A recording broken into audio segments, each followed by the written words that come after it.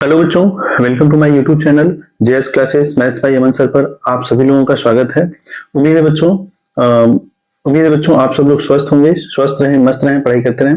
बच्चों आज हम लोग पढ़ने वाले थे कक्षा 10वीं का प्रीवियस ईयर क्वेश्चन 2024 का सेट नंबर 7वां है जिसका नाम है आईबी, जिसमें हम केवल ऑप्शनल क्वेश्चन को देखेंगे। आपके एग्जाम में ऑप्शनल क्वेश्चन 20 मार्क्स का आता है, ठीक है, और 20 क्वेश्चंस आते हैं और एक क्वेश्चन 1 मार्क्स का होता है, ठीक है। तो आज हम लोग उसी को देखने वाले हैं कि ये 20 क्वेश्चंस हमारे कौन कौन से, उनका आंसर कितना है, ठीक है। तो आइए चलते हैं, हम लोग स्टार्ट करते हैं आज का क्लास। तो हमारा पहला क्वेश्चन है आज का, यहाँ पे पहला क्वेश्चन है, यदि यदि 65 और 117 के एचसीएफ को 65p माइनस 117 के रूप में व्यक्त किया जाए तो p का मान होगा। इसमें 4 ऑप्शन है, ऑप्शन नंबर ए है, बी है, सी है और डी है। इन चारों ऑप्शन में पहला है 1, दूसरा है 2, तीसरा है 3 और 4 है डी। तो आइए देखते हैं। सबसे पहले हमें एचसीएफ जो है 17 और 117 का, 65 और 117 का एचसीएफ 65p माइनस 117 दिया है, ठीक है। तो पूछा है p का मान क्या होगा। तो हमें जो एचसीएफ दिया है वो कितना दिया है, 65p माइनस 117 दिया है। और हमें एचसीएफ किसका किसका दिया है, 65 और 117 का। तो हम क्या करेंगे, कहीं 65 और 117 का एचसीएफ निकाल लेंगे भाग विधि से। तो कितनी बार टेबल पढ़ेंगे 65 का, 117 से ज्यादा ना हो, एक ही बार जाएगा। यहाँ 65 लिखेंगे, 7 में से 5 गया कितना, 2, और 11 में से गया 5। फिर 52 में हम 65 से भाग करेंगे, कितनी बार जाएगा, एक बार जाएगा। तो यहाँ 52 लिखेंगे, तो 5 में से 2 गया 3, और 6 में से 5 गया 1। फिर हम 13 में 52 में 13 से भाग करेंगे, तो 13 चौके 52। जब ये शेषफल 0 हो जाता है तो हमारा एचसीएफ यही होता है, ठीक है। तो यहाँ पे 65 और 117 का एचसीएफ कितना है, 13। यहाँ एचसीएफ हमारा 13 है, बराबर यहाँ हो जाएगा 65p माइनस 117। अब ये 117 माइनस में है, बराबर किधर ले आएंगे, क्या होगा, प्लस में जाएगा। तो 13 प्लस 117 बराबर कितना, 65p। जोड़ेंगे तो कितना आएगा, 130 बराबर 65p, या इसी को हम 65p बराबर 130 भी लिख सकते हैं। तो p बराबर हो जाएगा 130 बटा 65। देखिए 65 कम 65 गुना 130 होता है, तो p बराबर कितना हो जाएगा, 2 हो जाएगा। यहाँ ऑप्शन नंबर बी सही हो जाएगा, ठीक है। बहुत ही सिंपल क्वेश्चन था पहला, ठीक है। उम्मीद है आपको ये समझ में आया होगा। अब हम बढ़ते हैं आज के अगले क्वेश्चन, दूसरा नंबर पे, ठीक है। आज का हमारा दूसरा क्वेश्चन है, क्वेश्चन नंबर 2। यहाँ पे लिखा है कि 2 tan 45 अपन 1 प्लस tan स्क्वायर 45 का मान होगा, ठीक है। यहाँ पे ऑप्शन लिखा है 4, ए है, बी है, सी है और डी है। पहला ऑप्शन में लिखा है -1, दूसरा ऑप्शन लिखा है 0, तीसरा ऑप्शन लिखा है 1, चौथा लिखा है 2। तो देखिए इस टाइप के सवाल को हम कैसे सॉल्व करेंगे, है ना। यहाँ पे हमारा एक फार्मूला होता है बेटा, देखिए 2 tan थीटा, ठीक है, 2 tan थीटा अपन 1 plus tan square theta equal to होता है हमारा sin 2 थीटा का फॉर्मूला। देखिए सेम फार्मूला, ये एक फार्मूला होता है sin 2 थीटा का, ठीक है। यहाँ पे देखेंगे तो थीटा के वैल्यू पे बस यहाँ जैसे थीटा, यहाँ थीटा है, तो यहाँ 45 दे दिया, 45 दे दिया है, बाकी सब वही है। देखिए 2 tan 45 मतलब 2 tan थीटा अपन 1 प्लस tan स्क्वायर थीटा। तो अगर हम यहाँ थीटा की जगह पे 45 लिखेंगे तो ये हो जाएगा हमारे पास 2 tan 45 बटा में क्या 1 प्लस tan स्क्वायर 45, है ना, बराबर में हो जाएगा sin 2 इंटू थीटा के स्थान पर 45 ही रखेंगे, जब इधर 45 रखेंगे तो इधर भी रखना होगा। तो यहाँ पे हो जाएगा sin 45 गुना 90, और sin 90 की वैल्यू कितनी होती है, 1 होती है, इसलिए ऑप्शन नंबर सी सही हो जाएगा हमारा, ठीक है। एक तरीका तो ये हो गया। इसका दूसरा तरीका ये भी हो सकता है बच्चों, जैसे 2 tan 45 अपान कितना है 1 प्लस tan स्क्वायर 45 है, ठीक है। तो अब यहाँ tan 45 की वैल्यू पुट कर दे अगर हम, है ना, tan 45 की वैल्यू होती है 1, अगर हम यहाँ 1 पुट करेंगे तो 2 इंटू 1 अपान 1 प्लस ये tan स्क्वायर है तो 1 का स्क्वायर हो जाएगा ना। तो ये ऊपर जाएगा 2 1 कम 2, नीचे हो जाएगा 1 प्लस 1, तो ऊपर हो गया 2 बटा 2, काटेंगे तो कितना आएगा, 1 आएगा, ठीक है। तो चाहे आप ऐसे कर लें चाहे ऐसे कर लें, दोनों तरीके से आंसर हमारा कितना आना है, 1 आएगा, ठीक है। इसलिए हमारा ऑप्शन नंबर सी सही हो जाएगा। चलिए हम आगे बढ़ते हैं। हमारा अगला क्वेश्चन है आज का, क्वेश्चन नंबर 3। समय है कि 15, 18 और 24 का लॉस है ठीक है। जैसे पूछा कि इनका लसा क्या होगा, ठीक है। तो ऑप्शन हमारे पास 4 दिया हुआ है, ए बी सी और डी। जैसे पहला ऑप्शन लिखा है 90, है ना, इसमें पहला ऑप्शन लिखा हुआ है 90, इसमें दूसरा ऑप्शन लिखा है 120, तीसरा ऑप्शन है 240, चौथा ऑप्शन है 360, ठीक है। तो चलिए देखते हैं इनका एचसीएफ एलसीएम कैसे निकालना है। देखिए एलसीएम निकालने का सबसे सटीक तरीका जो आप लोग हमेशा से यूज करते आए हैं उसी से यूज कर लीजिए, क्योंकि ये ऑप्शनल क्वेश्चन है, इसको लिख के दिखाना तो है नहीं कि कैसे करना है। आप किसी भी तरीके से कर लीजिए, इसका एलसीएम निकाल लीजिएगा फटाक से। कैसे निकालेंगे देखिए, सबसे पहले आप सबसे छोटी नंबर से कट करेंगे इसको, 2 से। जो 2 से कटेगा उसको हम काटेंगे, जो 2 से नहीं कटेगा उतार देंगे। जैसे 15 नहीं कट रहा है तो 15 को उतार देंगे। 18 कटेगा, दोनों 18। 24 2 से कटेगा तो 1 कम 2, 2 दूना 4, 12 बार में। फिर 2 से कटेगा 12, जो नहीं कटेगा उसको उतारते जाएंगे। फिर 2 छक्का 12, फिर 2 से कट कर लेंगे तो जाएगा 15, फिर यहाँ 9, 2 3 6। फिर हम इसको 3 से कट कर लेंगे, 3 5 15, 3 3 9, 3 1 कम 3। फिर 3 से कट कर लेंगे तो ये जाएगा 5, 1 और 1, ठीक है। तो यहाँ 5 से कट कर लेंगे तो ये 1 1 और 1 हो जाएगा। तो यहाँ पे गुणा कर लेंगे, 5 3 15, 15 3 45, 45 गुना 90, 90 गुना 180, 180 गुना 360। तो इसका एचसीएफ कितना हो जाएगा बेटा, 360 हो जाएगा। तो हमारा ऑप्शन नंबर डी सही हो जाएगा, ठीक है। तो उम्मीद है इस तरीके का एचसीएफ आप लोग बचपन से निकालते आए होंगे, कक्षा 6 7 8 में भी आप लोगों ने ऐसा निकाला होगा, ठीक है। तो समझ में आ गया होगा। हम आगे बढ़ते हैं अगले क्वेश्चन पे। हमारा आज का अगला क्वेश्चन है क्वेश्चन नंबर 4। क्वेश्चन नंबर 4 है, देखिए यहाँ पे लिखा है 148, है ना। क्वेश्चन नंबर 4 में लिखा है कि 148 बटा कितना 185, है ना, का सरलतम रूप है, का सरलतम रूप है, ठीक है। तो इसमें लिखा है ऑप्शन ए है, बी है, सी है और डी है। तो ऑप्शन ए में लिखा है 4 बटा 5 है, ऑप्शन बी में लिखा है 5 बटा 7 है, ऑप्शन सी में लिखा है 5 बटा 4 है और ऑप्शन डी में लिखा है 7 बटा 5 है, ठीक है। ये 4 ऑप्शंस है। तो सबसे पहले हम यहाँ पे लिखेंगे, देखिए इन दोनों का सरलतम रूप निकालना है, कितने का, 148 का और 185 का, है ना। तो देखिए इसका हमें यहाँ पे कट करने के लिए हम कोशिश करते हैं, जैसे विभाजिता का नियम आप लोगों ने पढ़ा होगा। तो हम 2 से चेक करेंगे तो 2 से दोनों कटेगा नहीं, 3 से चेक करेंगे तो 8 5 13 1 14, 3 से कटता नहीं है, 4 से भी नहीं कटेगा, ये 5 से भी कटेगा लेकिन ये नहीं कटेगा। तो ऐसे पता करते रहेंगे तो बहुत समय लग जाएगा, ठीक है, कि ऐसे में पता ही नहीं चल पाएगा कि किन संख्याओं से ये विभाजित होगा। तो हम क्या करेंगे, इनका एचसीएफ निकाल लेंगे, है ना। तो हम क्या कर लेते हैं, साइड में कहीं 185 और 148 का एचसीएफ निकाल लेते हैं, ताकि ये पता चले कि दोनों संख्याएं किन एक ही संख्या, ऐसी कौन सी संख्या है जिनसे ये दोनों संख्याएं कट जाए, ठीक है। तो हम भाग करेंगे तो पहले यहाँ पे निकालेंगे 148 बार एक बार में 148 आएगा, 15 में से 8 गया 7, फिर 7 में से 4 गया 3, फिर 37 से हम भाग करेंगे 148 में, कितनी बार जाएगा, 4 बार लेके चलते हैं। देखिए 4 7 28 के 8 हासिल है 2, 4 3 12 2 14, यहाँ पे कट गया, है ना। इसका एचसीएफ कितना आ गया, 37। सबसे देखिए सब 37 आ गया, तो इसका मतलब है कि 37 एक ऐसी संख्या है जिससे 148 भी कट जाएगा और 185 भी कट जाएगा। तो 148 में जब हम 37 से भाग करेंगे तो कितनी बार यहाँ पे गया था, 4 बार, तो ऊपर बचेगा 4 और नीचे यहाँ पे देखिए 5 बार में कट जाएगा, क्योंकि 7 5 35 के 5 हासिल आए थे, 5 6 15 18, ठीक है। 37 से भाग करेंगे 185 में तो हमारा कितनी बार कटेगा, 5 बार में कट जाएगा आंसर। अगर हम वहां पे सोचे होते बैठ के कि 2 से नहीं कट रहा है तो 3 से करें, 4 से करें, 5 से करें, 6 से करें, तो फालतू समय वेस्ट होगा हमारा, क्योंकि 37 तक हम पहुंचते पहुंचते काफी इरिटेट हो जाते हैं और हमें मिलता भी नहीं कि ऐसी कौन सी संख्या है जिससे ये दोनों कट जाए। तो उसका सबसे सीधा सा तरीका है कि हम उनका एचसीएफ निकाल लें और उसी एचसीएफ से दोनों में भाग कर दें, तो हमारा उत्तर फटाक से मिल जाएगा, ठीक है। तो आंसर हमारा 4 बटा 5, ऑप्शन नंबर ए सही हो जाएगा, ठीक।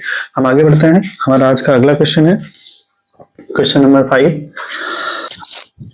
क्वेश्चन नंबर 5 बोला कि पी के किस मान के लिए, पी के किस मान के लिए समीकरण 3x minus Y plus 8 equal to 0 और 6x minus P Y equal to 16 संपाती रेखाएं, संपाती रेखाएं निरूपित करते हैं, संपाती रेखाएं निरूपित करती हैं, ठीक है। देखिए यहाँ पे ऑप्शन दिया हुआ है, 4 ऑप्शन है, ए बी सी और डी। यहाँ पहला ऑप्शन में दिया है कि -2 है, फिर दूसरा में दिया है 2, तीसरा में दिया है 1 बटा 2 और चौथा में दिया है -1 बटा 2, ठीक है। तो आइए देखते हैं। सबसे पहले तो हम इस समीकरण को लिखेंगे कि यहाँ पे 3x minus Y plus 8 equal to क्या है, 0 है, ठीक है। और दूसरा समीकरण हमारा वो लिखा है, ठीक। तो जब संपाती की ये सब कंडीशन चेक करना हो तो सबसे पहले हम पहले समीकरण का तुलना a1x प्लस b1y, है ना, प्लस c1 इक्वल टू 0 से कराकर यहाँ से हम a1 b1 c1 का मान निकाल लेते हैं, ठीक है। जब हम तुलना कराएंगे तो a1 की वैल्यू आएगी 3, है ना, क्योंकि x की जगह पे x है, a1 की जगह पे कौन है 3 है। ऐसे ही y की जगह पे y है, b1 की जगह कुछ नहीं तो बेटा 1 मान लेंगे और चिन्ह के साथ लिखते हैं, ठीक है। जब चिन्ह के साथ लिखेंगे तो b1 की वैल्यू कितनी जाएगी -1 हो जाएगी और c1 की वैल्यू कितनी जाएगी 8 हो जाएगी, ठीक है, प्लस में। अब जो दूसरा समीकरण है वो हमारे पास क्या है 6x minus P Y equal to 16 दिया है ना। तो जब ये 16 है तो पहले हम 16 को बराबर किधर ले आएंगे और माइनस में लिखेंगे, ठीक है। तो हम यहाँ पे लिखेंगे तो ये हो जाएगा हमारे पास कितना 6x, है ना, minus P Y minus 16 equal to 0, ठीक है। तो यहाँ पे बेटा एक चीज हम बताना चाहते हैं कि क्वेश्चन में एक मिस्टेक कर दिया है कि यहाँ पे -16 होना चाहिए था, ठीक है। ये गलती से +16 लिखा गया है इसमें क्वेश्चन में। तो यहाँ जब हम -16 करेंगे तो ये इधर क्या होगा +16 हो जाएगा और ये दूसरा समीकरण हो जाएगा। तो दूसरे समीकरण का तुलना हम a2x plus b2y plus c2 बराबर 0 से करेंगे, है ना। जब हम इसका तुलना इससे कराएंगे, ठीक है, तो हम यहाँ पे लिखेंगे कि a2 की वैल्यू कितनी आ गई, फिर लिख लेते हैं a2 की वैल्यू कितनी आ गई 6 हो गया और b2 की वैल्यू कितनी हो जाएगी -p हो जाएगा, है ना, और c2 की वैल्यू कितनी जाएगी 16 हो जाएगा, ठीक है। अब हम यहाँ पे वैल्यू को फाइंड करेंगे a1 अपान a2 की वैल्यू। a1 की वैल्यू देखिए 3 था, a2 की वैल्यू 6 है, तो हम यहाँ पे क्या लिखेंगे 3/6, इसको कट करेंगे तो 1/2 होगा, ठीक है। फिर हम निकालेंगे b1 अपान b2 की वैल्यू। b1 की वैल्यू देखिए यहाँ पे कितना है, ये हमारा b1 की वैल्यू है यहाँ पे -1, ठीक है, और b2 की वैल्यू कितनी है -p है। तो हम यहाँ लिखेंगे -1 अपान -p, माइनस से माइनस कैंसिल हो जाएगा तो बचेगा 1/p। फिर हम निकालेंगे c1 अपान c2 की वैल्यू। c1 की वैल्यू देखिए 8 है, c2 की वैल्यू 16 है, तो हम यहाँ लिखेंगे 8/16, इसको कट करेंगे तो 1/2 आएगा, ठीक है। अब चूंकि रेखाएं संपाती बोला है ना, यहाँ पे बोल दिया साफ साफ की संपाती है, और संपाती का जो कंडीशन होता है उसमें कंडीशन हम लोगों ने पढ़ा था कि संपाती का जो कंडीशन होता है वो था कि a1 अपान a2 बराबर होता है किसके b1 अपान b2 के और इक्वल टू होता है c1 अपान c2 के, यानी इसमें तीनों अनुपात आपस में क्या होते हैं बराबर होते हैं। तो हम यहाँ पे a1 अपान a2 की वैल्यू आई है 1/2, तो यहाँ लिखेंगे 1/2। फिर b1 अपान b2 की वैल्यू हमारे पास आई है 1/p, तो लिखेंगे यहाँ से 1/p, और c1 अपान c2 की वैल्यू आई है 1/2, तो यहाँ लिखेंगे 1/2। तो देखिए यहाँ पे अगर हम क्रॉस मल्टीप्लाई करेंगे, है ना, क्रॉस मल्टीप्लाई मतलब तिर्यक गुणा कराएंगे, तो यहाँ पे p इक्वल टू कितना हो जाएगा 2 हो जाएगा, ठीक। जब ये p की वैल्यू 2 रखेंगे तभी ये तीनों आपस में क्या होंगे इक्वल होंगे, ठीक है। तो यहाँ पे हमारा ऑप्शन नंबर बी सही हो जाएगा, ठीक है। उम्मीद है सबको समझ में आया होगा। देखिए इसको शॉर्टकट में भी करा जा सकता था। शॉर्टकट का मतलब है कि जैसे अनुपात, जब ये संपाती की कंडीशन बोलता है तो ये x के गुणांक का अनुपात दोनों में आपस में निकाल लेते हैं, तो तुरंत 3/6 यानी 1/2 कर लेंगे। फिर y के गुणांक का अनुपात यहाँ -1 है और यहाँ -p था, है ना, तो ये माइनस माइनस कैंसिल होकर 1/p हो जाएगा। फिर c के अनुपात, तो यहाँ -16 था, इधर आएगा +16, तो 8/16 कर लेंगे, यानी काटेंगे तो 1/2 आएगा। कहीं से भी क्रॉस मल्टीप्लाई कर देंगे तो p बराबर 2 हो जाएगा, ये एक लाइन में आंसर हो जाएगा, ठीक है। तो ऐसे तो ये आपको समझाने के लिए था, आप अगर अच्छे समझ जा रहे हैं तो आप ऐसे शॉर्टकट में एक लाइन में भी आराम से कर सकते हैं, ठीक है। तो चलिए आगे बढ़ते हैं। आज का हमारा अगला क्वेश्चन है क्वेश्चन नंबर नेक्स्ट है छठा। हमारा क्वेश्चन नंबर छठा है। छठा क्वेश्चन बोला है कि यदि 3x plus 2py equal to 2 और 2x plus 5y plus 1 equal to 0 द्वारा निरूपित रेखाएं परस्पर समांतर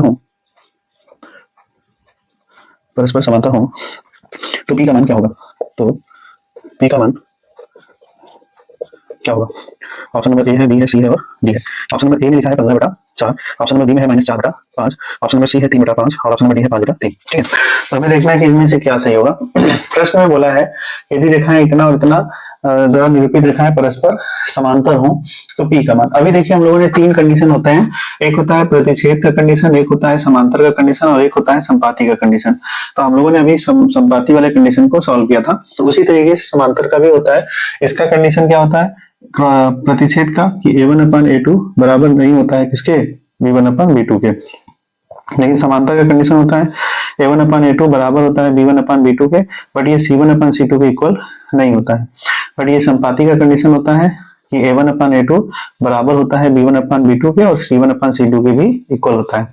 तो हमसे इस बार इस पर पूछा है क्वेश्चन, ठीक है। तो हमें क्या करना होगा, फिर से a1 अपान a2, b1 अपान b2 और c1 अपान c2 की वैल्यू फाइंड करनी होगी, ठीक है। तो हम पहले इसको लिखेंगे 3x प्लस 2py है ना इक्वल टू 2 है, ये इधर ले आएंगे माइनस में होगा, तो ये जाएगा 3x plus 2py minus 2 equal to 0। हम इसका तुलना किसके साथ कराएंगे, का तुलना किसके साथ कराएंगे, वही a1x plus b1y plus c1 बराबर 0 से करने पर, है ना। जब हम इसका तुलना कराएंगे तो a1 की वैल्यू कितनी आएगी 3, b1 की वैल्यू आएगी 2p, है ना, y की जगह पे y और p, ये मतलब यहाँ पे जो वैल्यू होगी पूरा लिखेंगे, y की जगह y, b1 की वैल्यू 2p हो गया, और c1 की वैल्यू कितनी जाएगी -2 हो जाएगा, ठीक। तो यहाँ से हमने a1 b1 c1 की वैल्यू निकाल लिया, ठीक। अब हम दूसरा वाला लिखेंगे समीकरण, दूसरा इक्वेशन क्या है हमारे पास 2x plus 5y plus 1 equal to 0, है ना। इसका तुलना हम किसके साथ कराएंगे, इसका तुलना हम किसके साथ कराएंगे, a2x plus b2y plus c2 बराबर 0 से करने पर, है ना। जब हम इसका तुलना इसके साथ कराएंगे तो यहाँ पर लिखेंगे a2 इक्वल टू 2 हो गया, b2 इक्वल टू 5 हो गया और c2 इक्वल टू 1 हो गया, ठीक है। जब हम यहाँ पे तुलना करा लिए, वैल्यू निकाल लिए, तो अब हम इसकी वैल्यू निकालेंगे ये सारा। तो यहाँ लिखेंगे a1 अपान a2 की वैल्यू क्या होगी, है ना। a1 की वैल्यू 3 है, a2 की वैल्यू 2 है, तो हम यहाँ लिखेंगे 3 अपान 2।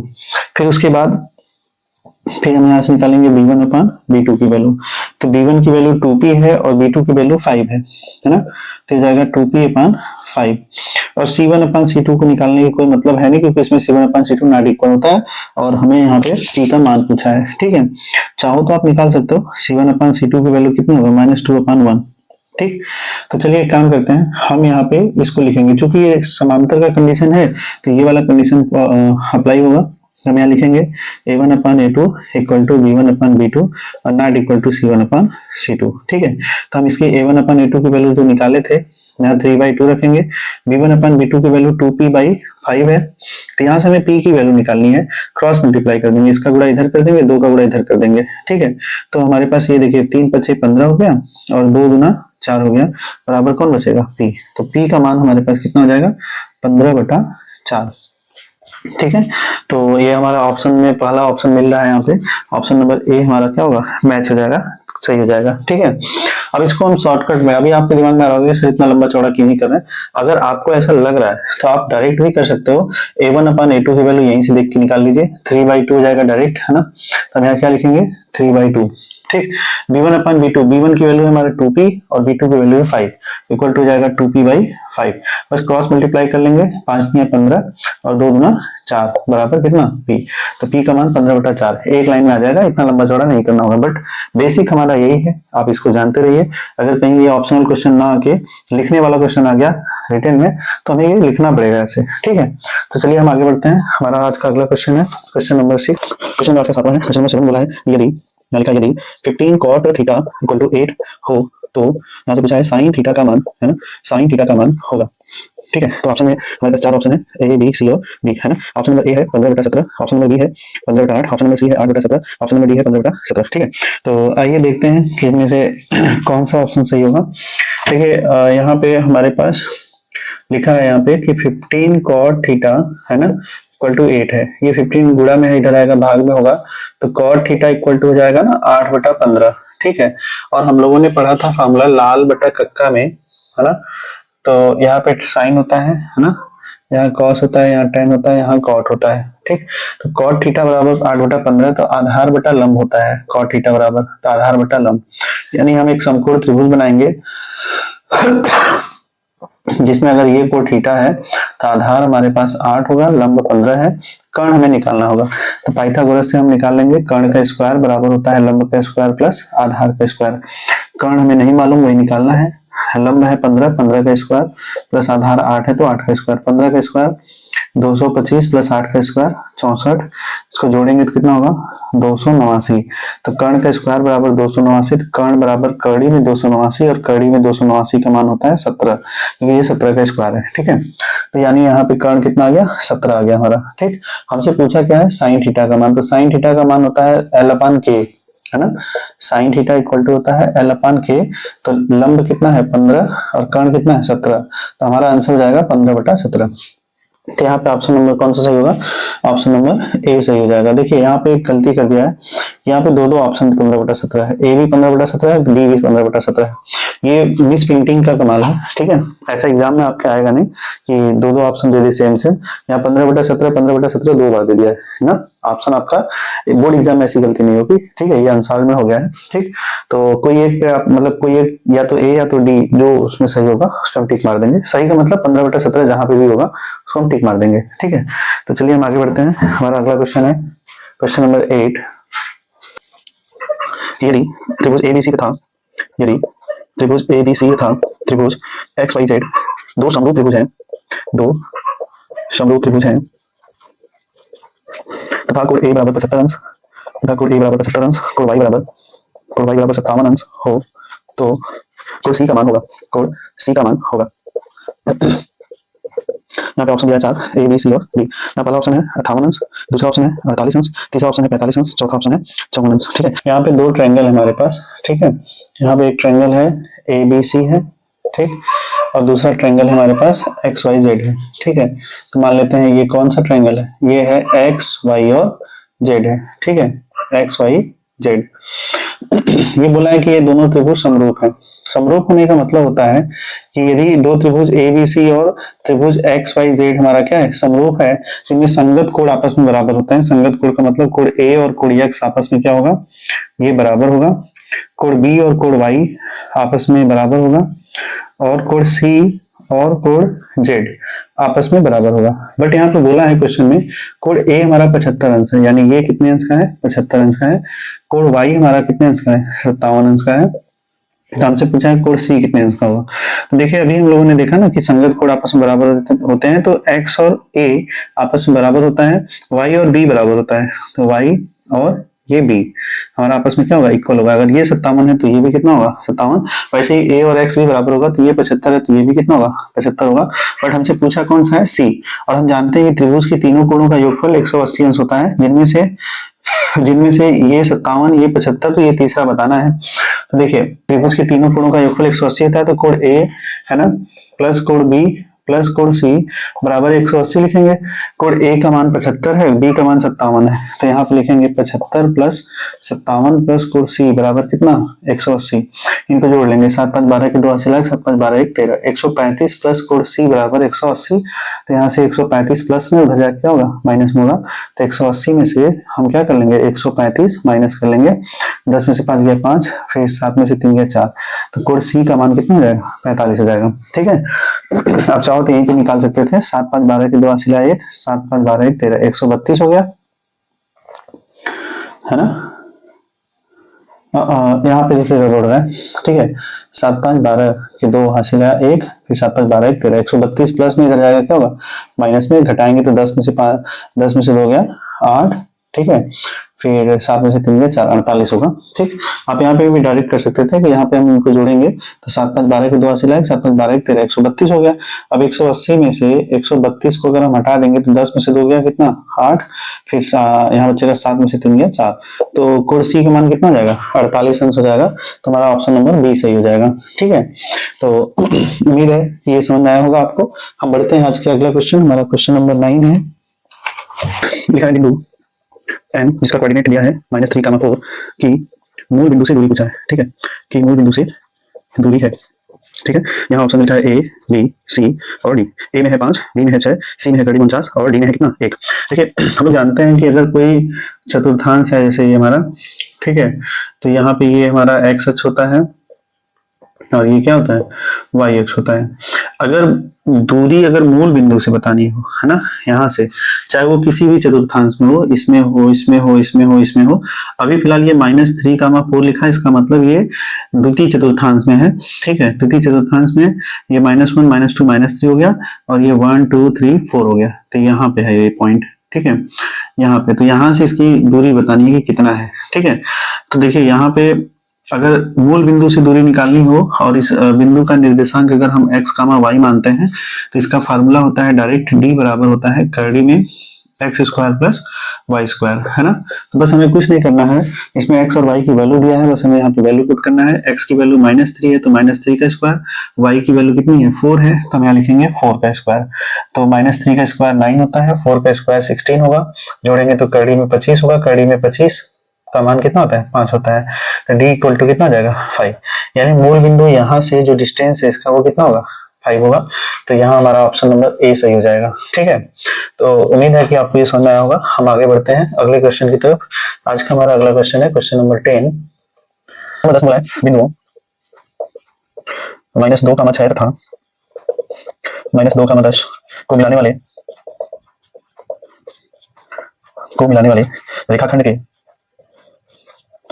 रेखाखंड के मध्य बिंदु के निर्देशांक मध्य बिंदु के निर्देशांक है। यहाँ पे लिखा है ऑप्शन में ए बी सी और डी। ऑप्शन नंबर ए में लिखा है -2, 8, ऑप्शन नंबर बी में लिखा है -2, 5, ऑप्शन नंबर सी में है -2, 3, ऑप्शन नंबर डी में है 0, 2। ठीक है, तो आइए देखते हैं। यहाँ पे दो बिंदु दिया है। ठीक है, अच्छा हमारा फार्मूला क्या होता है, जैसे कि मान लेते हैं एक बिंदु हमारे पास ये है ए, मान लेते हैं एक दूसरा बिंदु बी है। ए का निर्देशांक मान लेते हैं क्या है x1 y1 है, ठीक है, और बी का निर्देशांक हम मान लेते हैं क्या है x2 y2 है। ठीक, और इसका मध्य बिंदु मान लेते हैं हमारे पास क्या है सी है, तो मध्य बिंदु का निर्देशांक अगर हम एक्स वाई मानते हैं, ठीक है, तो इस x का निर्देशांक होता है हमारे पास x1 प्लस x2 बाई 2, और जो y का निर्देशांक होता है वो होता है y1 प्लस y2 बाई 2 होता है। ठीक है, तो उसी तरीके से हम यहाँ पे देखेंगे जो पहला पॉइंट लिखा है -2, 6, हम यहाँ पे लिख देंगे वो x1 y1 की वैल्यू हो जाएगी, और जो दूसरा पॉइंट लिखा है -2, 10, हम उसको यहाँ लिख देंगे वो x2 y2 की वैल्यू हो जाएगी। ठीक है, हमको मिलाने वाले रेखाखंड के मध्य बिंदु यानी एक्स वाई का मान बताना है, इसका निर्देशांक बताना है। चलिए वैल्यू पुट कर दीजिए, x1 प्लस x2 बाई 2 होता है x की वैल्यू, तो x की वैल्यू हमारे x1 की वैल्यू कितनी है -2 और x2 की वैल्यू कितनी है -2, है ना। तो यहाँ पे हम अच्छे से लिख देते हैं, यहाँ पे लिखेंगे -2 प्लस -2 अपान में कितना 2, तो इसको जोड़ेंगे, माइनस माइनस जुड़ता है लेकिन चिन्ह माइनस लगता है, तो -4/2 कट करेंगे तो कितना आएगा -2 आएगा। ठीक है, तो अब आगे बढ़ते हैं, y1 plus y2 by 2, y1 की वैल्यू है 6 प्लस y2 की वैल्यू है 10, है ना, अपान में 2 करेंगे तो 10 6 16, 16/2 कितना होता है, कट करेंगे तो 8 होगा, है ना। तो यहाँ पे x y का निर्देशांक पूछा था, x की वैल्यू कितनी आई -2 और y की वैल्यू कितनी आई 8, तो यहाँ पे लिखेंगे -2, 8। ठीक है, तो हमारा ऑप्शन नंबर पहला सही हो जाएगा ए। ठीक, तो उम्मीद है ये आपको समझ में आया होगा। इसका फॉर्मूला आपको याद करना होगा मध्य बिंदु के लिए, इसको याद कर लीजिएगा। ठीक है, तो चलिए हम आगे बढ़ते हैं। आज का हमारा अगला क्वेश्चन है क्वेश्चन नंबर 11। बोला है किसी समबाहु त्रिभुज, है ना, किसी समबाहु त्रिभुज एबीसी में, किसी समबाहु त्रिभुज एबीसी में यदि एडी परपेंडिकुलर टू बीसी हो तो एडी का स्क्वायर बराबर होगा, तो एडी का स्क्वायर बराबर होगा। ठीक है, यहाँ ऑप्शन लिखा है 4, ऑप्शन नंबर ए है, बी है, सी है और डी है। ऑप्शन नंबर ए में लिखा है हाफ सीडी का स्क्वायर, ऑप्शन नंबर बी में लिखा है 4 सीडी का स्क्वायर, ऑप्शन नंबर सी में लिखा है 2 सीडी का स्क्वायर और ऑप्शन नंबर डी में लिखा है 3 सीडी का स्क्वायर। ठीक है, तो ये देखते हैं। सबसे पहले एक समबाहु त्रिभुज बनाएंगे, क्योंकि ये बोला है कि समबाहु त्रिभुज है ना। समबाहु त्रिभुज क्या होता है, एक ऐसा त्रिभुज होता है जिसकी तीनों भुजाएं लंबाई में आपस में बराबर होते हैं। जैसे अगर इस भुजा की लंबाई a है तो इसका भी a मानेंगे, इसका भी क्या होगा a मानेंगे। अब इसमें प्रश्न बोला है कि यदि AD परपेंडिकुलर टू BC है, यानी A से BC पर लंब खींचा गया है ना, यानी यहाँ पे कितने अंश का कोण बना रहा है, 90 अंश का कोण बना रहा है। तो एक बात का ख्याल रखिएगा कि किसी भी समबाहु त्रिभुज में अगर हम किसी एक शीर्ष से सामने वाली भुजा पर परपेंडिकुलर खींचते हैं, लंब खींचते हैं, तो वो उसको समद्विभाजित करता है उस भुजा को। तो अगर इस भुजा की टोटल लंबाई a था तो समद्विभाजित करता है, तो यानी इसकी लंबाई कितनी हो जाएगी a/2 हो जाएगी, और इधर भी कितना हो जाएगा a/2 हो जाएगा। ठीक है, तो आइए देखते हैं। हमसे पूछा है AD की वैल्यू क्या है। अब चूंकि ये समबाहु त्रिभुज है, समबाहु त्रिभुज में AB BC CA सब बराबर होगा, है ना, AB BC CA आपस में क्या होगा, सब बराबर होगा। ठीक, तो आइए देखते हैं। और यहाँ पे देखिएगा, यहाँ पे जो BC है ना, ये BD की लंबाई और CD की लंबाई क्या होगी, आपस में बराबर होगी। BD बराबर होगा CD के, और ये दोनों किसके बराबर होंगे, पूरे BC के आधा के बराबर होंगे, है ना, BC के हाफ के इक्वल होंगे। ठीक है, अब हम यहाँ पे चलेंगे। देखिए दो समकोण त्रिभुज बन रहा है हमारा बच्चा, एक इधर ADB बन रहा है और एक ADC बन रहा है ना। तो हम किसी भी एक ट्रायंगल में चलेंगे, चाहे आप इधर चलिए चाहे इधर चलिए, ठीक है। एडी की लंबाई दोनों में आएगी, चाहे इस ट्रायंगल में चले चाहे इस ट्रायंगल में चले, है ना। तो हम चलते हैं त्रिभुज ADC में, है ना। लिखेंगे त्रिभुज ADC में, हाँ ADC में चलेंगे क्योंकि यहाँ DC की जरूरत है हर जगह ना, ठीक है। तो यहाँ कोण D बराबर कितने अंश का है, 90 अंश का है, ठीक है। तो अब यहाँ पे हम पाइथागोरस अगर लगाएंगे तो पाइथागोरस का नियम क्या कहता है, कर्ण का स्क्वायर बराबर क्या होता है, लंब का स्क्वायर, है ना, प्लस आधार का स्क्वायर। आई बस में, तो हम यहाँ पे लिखेंगे कर्ण यहाँ पे A है तो लिखेंगे A का स्क्वायर, लंब हमें नहीं मालूम, यही हमारा AD का स्क्वायर है, यही हमें फाइंड करना है, प्लस आधार क्या है CD है तो लिखेंगे यहाँ CD का स्क्वायर, है ना, ठीक है, CD का स्क्वायर। अच्छा CD की लंबाई कितनी है A/2 है, हम डायरेक्ट यहाँ A/2 लिख देते हैं, ठीक है, A/2 का स्क्वायर, ठीक। तो हम यहाँ पे लिखेंगे A का स्क्वायर माइनस, ये देखिए प्लस में है ना, इधर आएगा माइनस में होगा, तो ये ब्रैकेट हटाएंगे तो स्क्वायर दोनों का होगा, इसका भी, तो यहाँ पे A स्क्वायर हो गया, नीचे 2 का स्क्वायर कितना होता है 4, बराबर कितना हो जाएगा AD का स्क्वायर, है ना।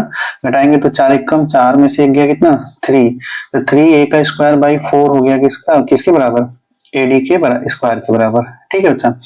तो आगे देखते हैं तो हम यहाँ पे लिखेंगे AD का स्क्वायर बराबर हमारे पास कितना है 3 और A स्क्वायर बाई 4, देखिए 3A स्क्वायर बाई 4। तो अब हम यहाँ पे लिखेंगे AD का स्क्वायर बराबर कितना, 3 को साइड में रखते हैं, इसको क्या हम A/2 का होल स्क्वायर लिख सकते हैं क्या, लिख सकते हैं आराम से। अब देखिए A/2 हमारा इसके भी BD के इक्वल भी था, CD के इक्वल भी था, चूंकि इसमें हर जगह CD यूज किया है तो हम CD की लंबाई ले लेंगे, A/2 की जगह क्या ले लेंगे CD। तो हम यहाँ पे लिखेंगे AD का स्क्वायर इक्वल टू हो जाएगा 3 CD का स्क्वायर, ठीक है बच्चों। तो उम्मीद है समझ में आया होगा, इसमें हमारा ऑप्शन नंबर कौन सा सही होगा, 3 CD का स्क्वायर, ऑप्शन नंबर D सही हो जाएगा, ठीक है। हमसे पूछा था ना AD का स्क्वायर बराबर होगा, तो AD का स्क्वायर किसके बराबर होगा 3 CD के स्क्वायर के, ठीक है। ये ऑप्शन नंबर D सही हो जाएगा, ठीक। उम्मीद है समझ में आया होगा। अब हम आगे बढ़ते हैं, हमारा आज का अगला क्वेश्चन है, क्वेश्चन नंबर 12 है कि त्रिभुज ABC के शीर्षों के निर्देशांक, है ना, त्रिभुज ABC के शीर्षों के निर्देशांक क्रमशः 7, 5, 7, 7, 5, फिर 5, 7 और -3, है, ठीक है। यदि बोला है आगे, यदि BC का मध्य बिंदु D है, यदि BC का मध्य बिंदु D है तो AD की माप होगी तो AD की माप होगी, ठीक है। तो ऑप्शन दिया इसमें, ऑप्शन नंबर A है 4 मात्रक, ऑप्शन नंबर B दिया है 5 मात्रक, ऑप्शन नंबर C दिया है 6 मात्रक और ऑप्शन नंबर D दिया है 7 मात्रक, ठीक है। हमें देखना है कौन सा ऑप्शन सही होगा, ठीक है। तो आइए देखिए, त्रिभुज ABC के शीर्षों के निर्देशांक हैं, तो सबसे पहले हम एक त्रिभुज बनाएंगे जिसके शीर्ष कौन कौन से हैं, A, B और C। तो यहाँ पे शीर्षों के निर्देशांक क्रमशः कितना दिया है 7,5, है ना, B हमारा कितना है 5,7, C है हमारे पास कितना -3,3, ठीक है। कह रहा है यदि BC का मध्य बिंदु D है, यानी इस BC का मध्य बिंदु कौन है, यहाँ पे मान लेते हैं बिल्कुल बीच में है, कौन सा बिंदु D है। तो हमसे पूछा है कि AD की माप क्या होगी, ठीक है, तो AD की लंबाई क्या होगी हमसे पूछा है,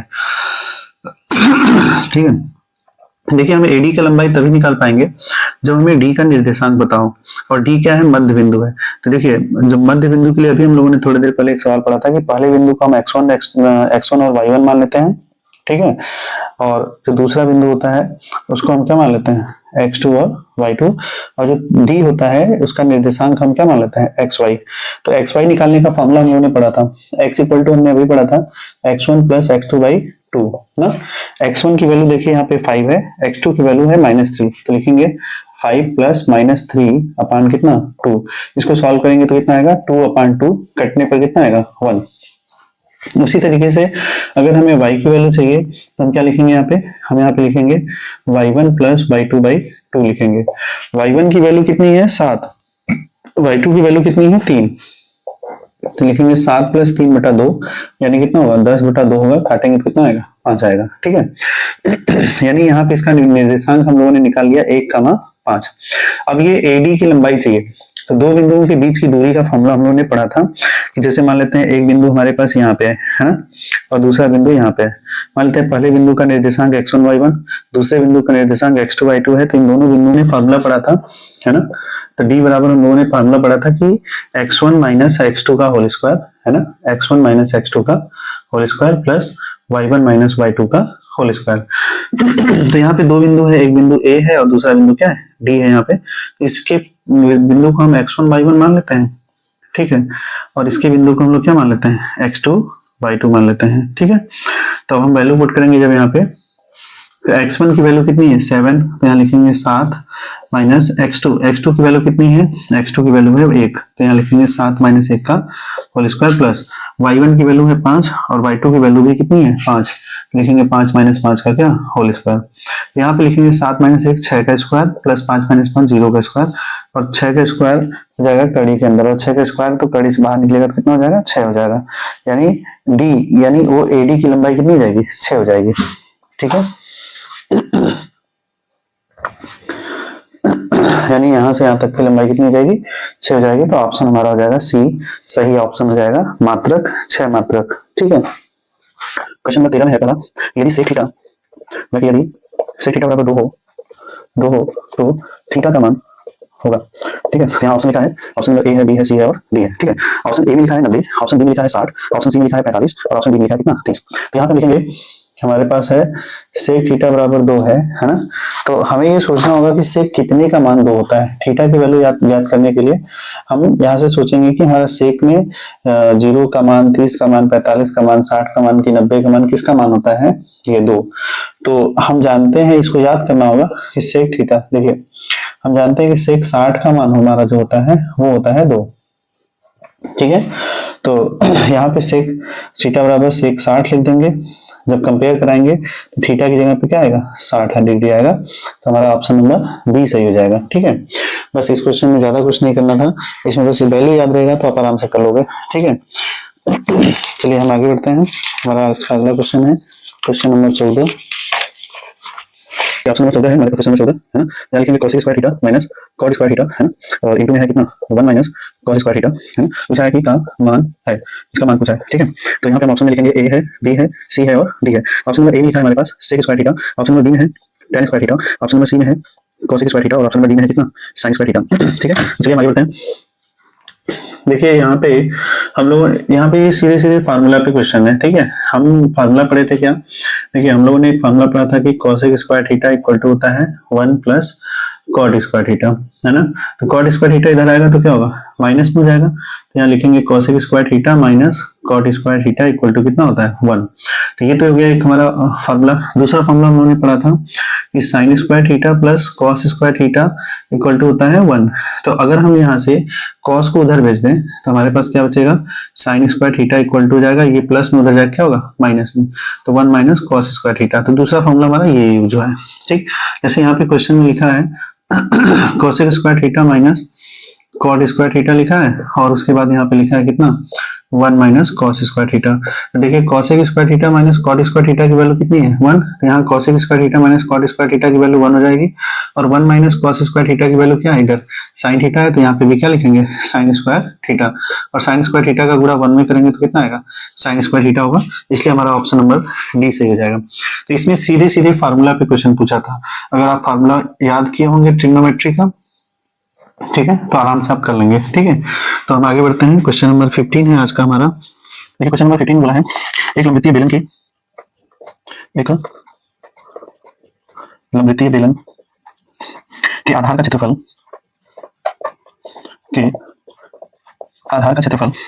9 पाई सेंटीमीटर स्क्वायर है, तो उसके आधार की त्रिज्या होगी,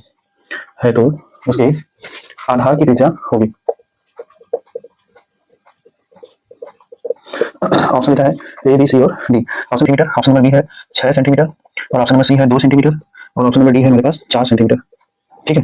तो आइए देखते हैं यहाँ पे क्या होगा। एक बेलन है, तो बेलन हम बना लेते हैं ऐसे, है ना। तो ये हमारा बेलन हो गया,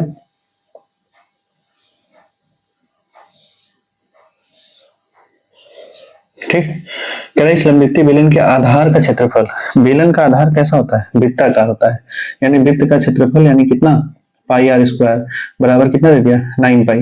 तो पूछा उसके आधार की त्रिज्या आर का मान क्या होगा। ठीक है, तो पाई से पाई कैंसिल हो गया बेटा, आर स्क्वायर था यहाँ, आर स्क्वायर इक्वल टू 9, तो आर इक्वल टू करड़ी में 9 होगा, तो आर इक्वल टू करड़ी में 9 का वैल्यू कितना होता है 3 सेंटीमीटर। बस इतना ही छोटा सा क्वेश्चन था इसमें, तो इसका ऑप्शन नंबर ए सही हो जाएगा।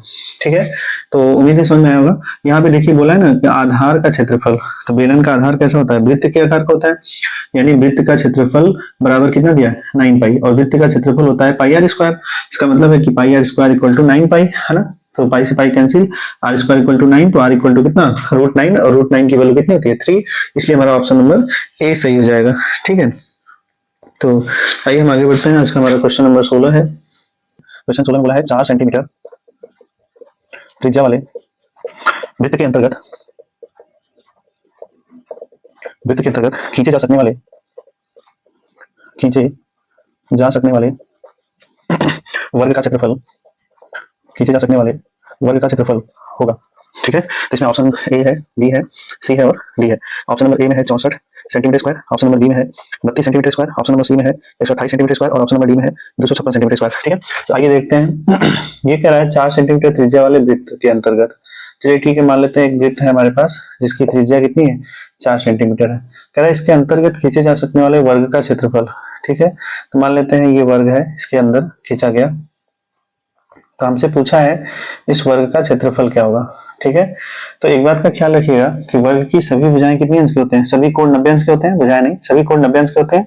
इसका मतलब ये है कि इसके विकर्ण कहाँ से होके जाएगा, इसका विकर्ण जो है इसके सेंटर से होके जाएगा। और सेंटर से होके क्यों जाएगा, क्यों ऐसा होगा कि सेंटर से ही होके जाएगा, तो एक प्रमेय हम लोगों ने पढ़ा था कि अगर कोई वृत्त है और यहाँ पे इसका सेंटर है और अगर ये व्यास है, तो ये व्यास इस वृत्त को 2 इक्वल पार्ट में डिवाइड कर देता है, जिसमें से हम लोग दोनों को हम लोग क्या बोलते हैं, अर्धवृत्त। ये भी हमारा अर्धवृत्त है और ये भी क्या होता है, अर्धवृत्त होता है। ठीक है, और हम लोगों ने एक प्रमेय पढ़ा था कि अर्धवृत्त में बना कोण समकोण होता है, यानी इसके इधर कहीं पे भी अगर हम कोई कोण बनाते हैं यहाँ पे, तो इधर हमारा पूरा कोण कितने अंश का बनता है, 90 अंश का बनता है। तो वो इसका जो ये वाला है ना अर्धवृत्त में बना कोण क्या होता है, समकोण होता है, जो व्यास से होके जाता है। तो अब ये वर्ग है, चूंकि वर्ग है तो यहाँ पे 90 बनाएगा, यहाँ पे भी 90 बनाएगा, यहाँ पे भी 90 बनाएगा, यहाँ पे भी 90 बनाएगा। ठीक है, इसका मतलब है कि अगर ये चारों कोण 90 बना रहा है, इधर इधर इधर सब है, ये भी 90 बनाएगा, ये भी 90 बनाएगा, तो इसका मतलब ये होगा कि इसका जो तिर्यक विकर्ण है वो विकर्ण केंद्र से होते हुए जाएगा ऐसे, तभी ये व्यास कहलाएगा। और जब ये व्यास कहलाएगा तो ये आधा वृत्त इधर हो गया, आधा वृत्त इधर हो गया, तो ये अर्धवृत्त में बना कोण क्या होगा, समकोण। इधर भी अर्धवृत्त में बना कोण समकोण हो गया। अगर हम इसका दूसरा व्यास खींचेंगे तब भी इधर 90-90 बनेगा। ठीक है, तो इससे ये कंफर्म हो गया, हमें ये कंफर्म हुआ कि इसका जो विकर्ण है वर्ग का वो इसके सेंटर से होके जाएगा। ठीक है, इसके केंद्र से होके जाएगा। ठीक, अब हमें विकर्ण की लंबाई नहीं दिया लेकिन त्रिज्या दिया है, तो ये सेंटर से इधर का लंबाई कितना है 4 सेंटीमीटर, तो इधर का भी लंबाई कितना होगा 4 सेंटीमीटर। इसके विकर्ण की लंबाई कितनी जाएगी टोटल, यहाँ से यहाँ तक कितना हो जाएगा, टोटल 8 सेंटीमीटर हो जाएगा। और वर्ग के विकर्ण की लंबाई है ना, वर्ग के विकर्ण की लंबाई 8 यहाँ पे है, बट विकर्ण की लंबाई का फॉर्मूला हम लोगों ने पढ़ा था कि वर्ग में विकर्ण की लंबाई होती है कड़ी में 2 गुणे भुजा होती है ना, बराबर 8। तो यहाँ से अगर हम भुजा की लंबाई निकालेंगे वर्ग के, तो वर्ग की भुजा को अगर हम x मान लें फिलहाल ना, तो चारों भुजाएं बराबर होंगी क्योंकि x होती है सभी जगह, तो ये √2 इंटू x हो जाएगा, और x इक्वल टू कितना हो जाएगा 8, और ये 2 कड़ी में क्या है उधर गुणा में है, इधर आएगा तो क्या होगा भाग में होगा, तो कड़ी में 2 से ऊपर नीचे गुणा कर लेंगे, तो x इक्वल टू हो जाएगा 8 कड़ी में 2 अपान कितना 2, तो इसको हम और कट करेंगे तो 2 चौक के 8 होता है, तो x इक्वल टू कितना हो जाएगा 4√2 हो जाएगा। ठीक है, x की वैल्यू हो गई, भुजा पता हो गई, इसकी कितनी है 4 कड़ी में 2। अब हम जानते हैं कि वर्ग का क्षेत्रफल हमसे पूछा है, और हम जानते हैं कि वर्ग का जो क्षेत्रफल होता है उसका फार्मूला क्या होता है, वर्ग का जो क्षेत्रफल का फार्मूला होता है वो होता है भुजा का स्क्वायर। क्या होता है, भुजा का स्क्वायर है ना, यानी x का स्क्वायर। ठीक है, x की वैल्यू कितनी आई 4√2, तो हम यहाँ लिखेंगे 4√2 का होल स्क्वायर। ये स्क्वायर हटाएंगे मतलब ब्रैकेट हटाएंगे तो स्क्वायर 4 का अलग हो जाएगा, √2 का स्क्वायर अलग हो जाएगा, 4 का स्क्वायर 16 होता है और √2 का स्क्वायर 2 होता है, तो 16 गुना 32 हो जाएगा। तो इसका मतलब है कि 32 सेंटीमीटर स्क्वायर उस वर्ग का एरिया होगा। 32 सेंटीमीटर स्क्वायर का मतलब है ऑप्शन नंबर बी। ठीक है, तो उम्मीद है समझ में आया होगा। हम बढ़ते हैं अगले क्वेश्चन पे। आज का हमारा अगला क्वेश्चन है क्वेश्चन नंबर नेक्स्ट 17, है ना। क्वेश्चन नंबर 17 में लिखा है निम्नलिखित सारणी से माध्य होगा, है ना। लिखा है क्वेश्चन में कि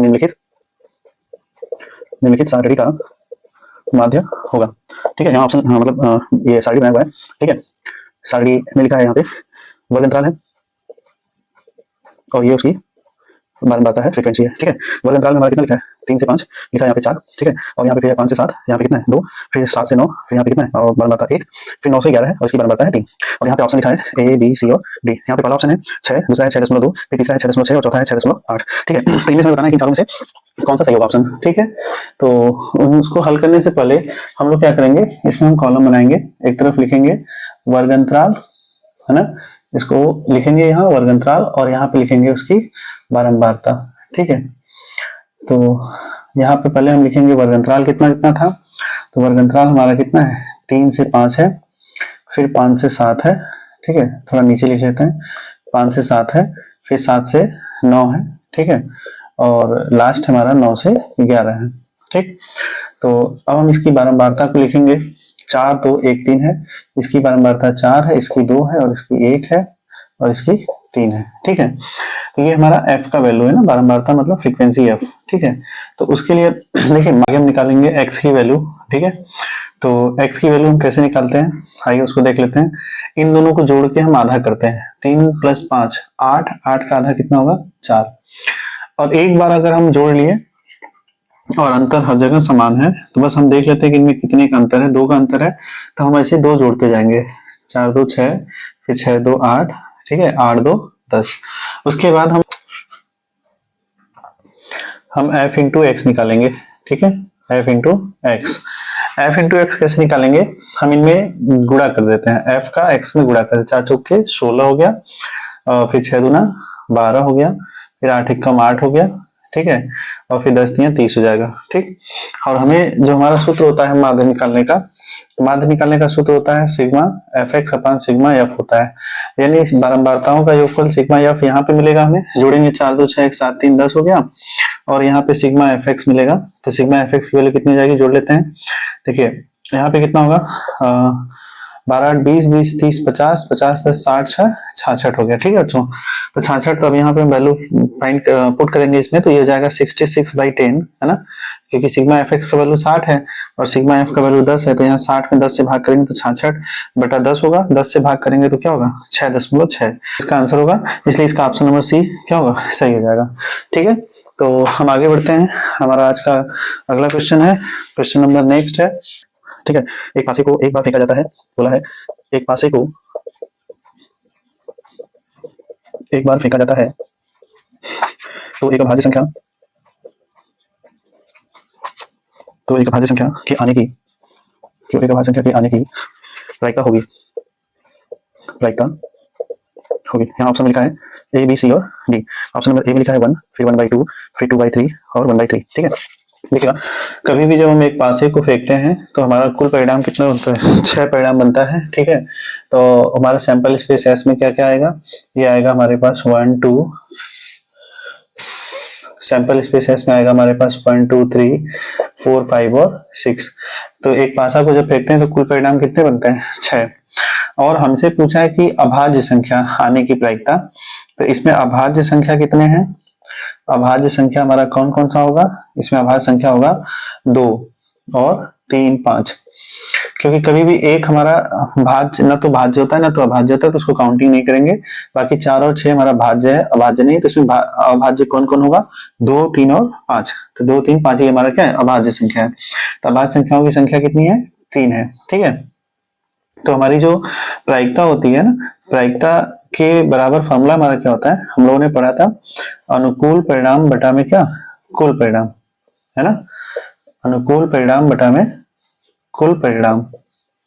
ठीक है, तो हम यहाँ पे लिखेंगे अनुकूल परिणाम कितना है, टोटल 3 है ना, तो ये हमारा 3 अभाज्य संख्या है। कुल परिणाम कितने हैं, टोटल 6 परिणाम थे, तो 6 लिखेंगे, तो कट करेंगे तो कितना आएगा 3 एक कम 3, 3 दूना 6, तो 1/2 इसका आंसर हो जाएगा। ठीक है, तो ऑप्शन नंबर बी सही हो जाएगा। ठीक, तो हम आगे बढ़ते हैं। आज का हमारा अगला क्वेश्चन है, क्वेश्चन नंबर 19 है, किसी आवृत्ति वितरण का माध्य 20.5 तथा माध्यिका 21 हो, तो उसका बहुलक होगा। तो उसका बहुलक होगा। यहाँ पे ऑप्शन नंबर ए है, बी है, सी है और डी है। ऑप्शन नंबर ए में है लिखा 20.5, ऑप्शन नंबर बी में 21, फिर 21.5 है सी, और चौथा ऑप्शन डी है 22। ठीक है, तो आइए देखते हैं कि माध्य इसका कितना दे दिया है 20.5 तथा माध्यिका कितना दिया है 21 दिया है, तो बहुलक पूछा है। देखिए माध्य माध्यिका और बहुलक में जो रिलेशन होता है उसका फार्मूला है, बहुलक बराबर होता है 3 गुणे माध्यिका या माध्य किसी को बोलते हैं, 3 गुणे माध्यिका माइनस 2 गुणे माध्य होता है। एकदम सिंपल सा फॉर्मूला है, तो आप इसको अच्छे से याद कर लेंगे तो इसका एक नंबर आपका इसमें फिक्स हो जाएगा। 3 इंटू माध्यिका, माध्यिका की वैल्यू कितनी 21 है, 21 लिखेंगे, माइनस 2 गुणे माध्य की वैल्यू कितना है 20.5 है, तो गुणा कर लेंगे 21 या 63 हो गया, 5 में गुणा कर लेंगे 2 से तो 41 हो जाएगा, 20 गुना 40 और आधा आधा 1 हो जाएगा 41, 3 में से 1 गया 2, 6 में से 4 गया 2, तो इसका आंसर हो जाएगा बहुलक का आंसर कितना 22, तो इसलिए ऑप्शन नंबर डी सही हो जाएगा। इसके लिए आपको ये फार्मूला बिल्कुल याद कर लीजिएगा कि माध्य माध्यिका और बहुलक, माध्य माध्यिका और बहुलक में रिलेशन क्या होता है, तो बहुलक बराबर होता है 3 गुणे माध्यिका माइनस 2 गुणे माध्य। ठीक है, तो चलिए हम आगे बढ़ते हैं। आज का हमारा क्वेश्चन नंबर लास्ट 20वां नंबर है, निम्नलिखित में से कौन सी घटना की प्रायिकता नहीं हो सकती है। लिखा है निम्नलिखित में से कौन सी, निम्नलिखित में कौन किसी में से कौन सी किसी घटना की प्रायिकता नहीं हो सकती है, प्रायिकता नहीं हो सकती है।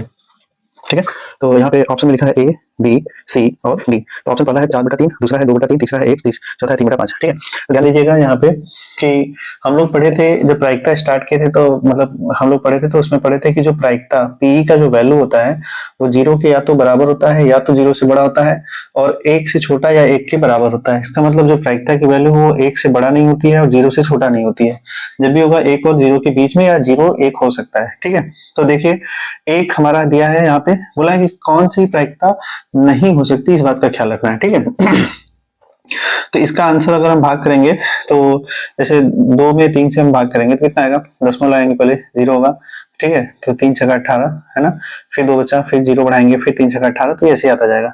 इसकी वैल्यू आ गई 0.66 या 6 के ऊपर बार हो गया। चलिए ठीक है, फिर ये इसकी वैल्यू तो 1 ही है हमारे पास, इसका वैल्यू कितना होगा, तो 5 से डिवाइड करेंगे 3 में, दशमलव आएंगे 0, तो 5 छक्का 30 हो गया है ना, ये कट गया हमारा, तो इसका आंसर आ जाएगा 0.6 हो जाएगा। ठीक है, और इसका जब हम भाग करेंगे है ना, 4 में जब हम 3 से भाग करेंगे, 3 एक कम 3 हो गया, 1 बचा, दशमलव आएंगे 0, फिर 3 3 9, फिर 1 बचा, फिर दशमलव आएंगे मतलब 0 बढ़ाएंगे, फिर 3 3 9, फिर ऐसे ये प्रक्रिया आती रहेगी। इसका मतलब है क्या है, हमारे पास 1.3 के ऊपर बार आ गया।